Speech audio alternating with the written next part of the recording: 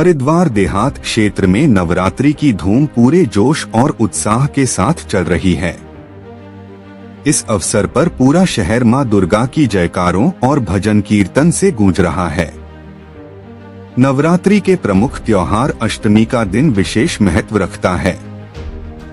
अष्टमी के दिन कन्या पूजन का आयोजन किया जाता है, जिसमें 2 से 10 वर्ष की कन्याओं को देवी के रूप में पूजा जाता है।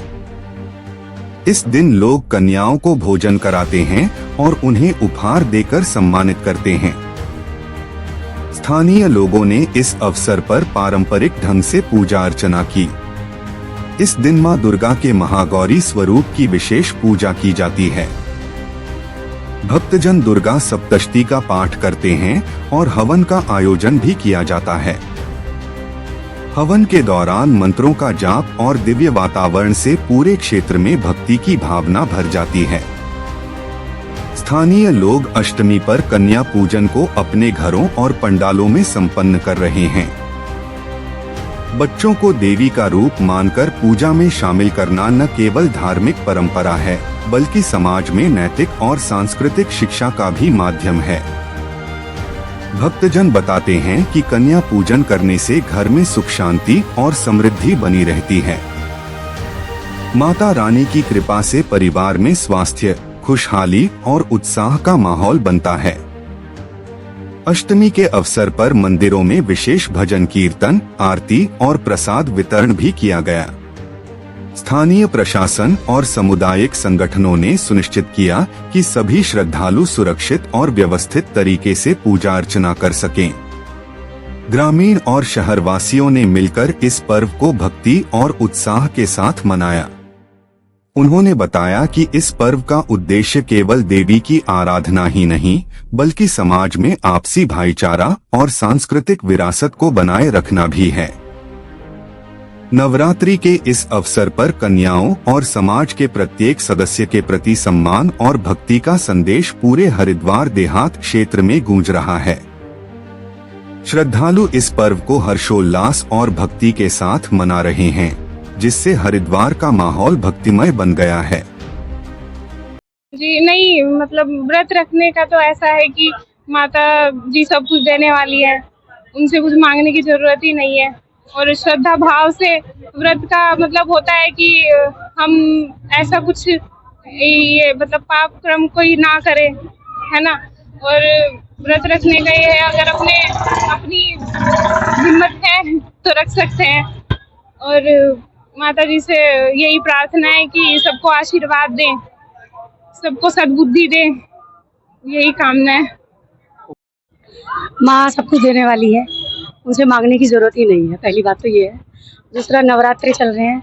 नवरात्रे जैसे कि आज बताया पंडित जी ने 8वां नवरात्रा है और वैसे 9वां चल रहा है। श्रद्धा है लेडीज के लिए, देख रहे हैं आप कितनी भीड़ है। और महिलाएं तो वैसे भी आप जानते हो नवरात्रे पूरे ही व्रत रखती हैं। और कल के दिन व्रत खुलेंगे, कन्या पूजन होगा और बहुत उत्साह है लेडीज में, सभी में। और सब ज़्यादा से ज़्यादा भागीदारी ले रही है। और इससे ज़्यादा और क्या कह सकता है, माँ तो सब कुछ देने वाली है। नवरात्रों के दिन चल रहे हैं और माता रानी का आज अष्टमी का दिन है और भव्य माता रानी का आज के दिन यहाँ पे जागरण होता है। 40-22 बार जागरण है माता रानी का। और सुबह से ही भक्तों की एक लंबी कतार भीड़ लग रही है। सब मनोकामना अपनी मांग रहे हैं और हमारे भी माता रानी से यही है, अरदास है कि माता रानी सबकी मनोकामना को पूर्ण करना, सबके घर में सुख समृद्धि देना, शांति देना और सबको संपन्नता देना। इसी कामना के साथ साथ माता रानी के मंदिर की स्थापना यहाँ पे हुई है और इसीलिए माता रानी यहाँ पे साक्षात शाकुंभरी माता विराजमान है और सभी भक्तों को सुख शांति और समृद्धि प्रदान कर रही है। जैसे कि इस बार भी हमारे लिए सौभाग्य की बात है कि इस बार माता रानी ने हमें यहाँ बुलवाया और अपनी सेवार्थ के लिए। और हमारे आने के बाद यहाँ कामना हमारी एक ही है कि जितनी हो सके अपने सामर्थ्य के अनुसार हम यहाँ पे माता रानी का पूजन पाठ वगैरह अर्चन करने के बाद कि लोगों का कल्याण हो, लोगों की जो भी कुबुद्धि है वो सद्बुद्धि में बदले और अपनी अपनी मनोकामना है तो मैया रानी अपनी दृष्टि दे कि जैसे कि इन लोगों का घर परिवार वगैरह बाल बच्चे और कमेटी वाले, सबसे सौभाग्यशाली तो कमेटी वाले हैं जो मिलकर के हर साल की भांति इस साल भी माता रानी का इतना बड़ा पंडाल वगैरह इतने बड़े थे। हालांकि स्वयं करते नहीं है बट माता रानी की कृपा और आशीर्वाद से हर साल ये कार्यक्रम चलता है और मैया रानी इस बार 10 दिन के लिए नवरात्रि में अपना दर्शन दी है। और जैसे कि आज हम लोग 8वें दिवस में भी प्रवेश कर चुके, तिथि के अकॉर्डिंग 8वें में और दिन के अकॉर्डिंग में हम लोग 9वें दिन में प्रवेश कर चुके हैं।